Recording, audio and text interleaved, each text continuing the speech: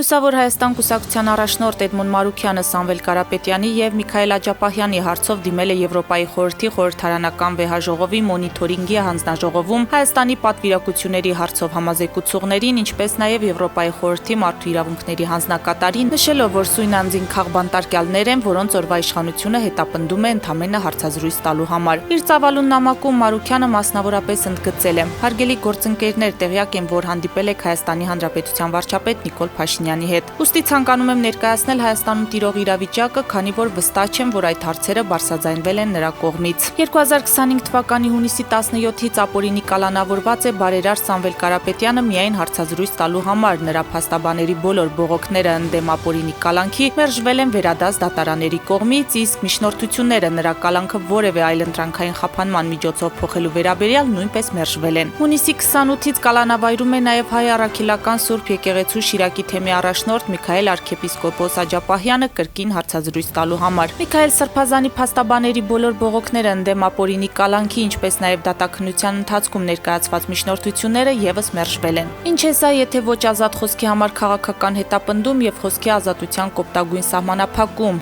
Ինչ է սա, եթե ոչ Եվրոպայի խորհրդի 3 հիմնարար արժեքների խախտում, մարդու իրավունքների, ժողովրդավարության եւ իրավունքի գերակայության։ Խնդրում եմ պահանջել Հայաստանի Հանրապետության վարչապետից անհապաղ դադարեցնել այս ապօրինի քրեական հետապնդումները եւ ազատ արձակել բարերար Սամվել Կարապետյանին ու հայ առաքելական Սուրբ եկեղեցու Շիրակի թեմի առաջնորդ Միքայել arczepiskopos Աջափահյանին։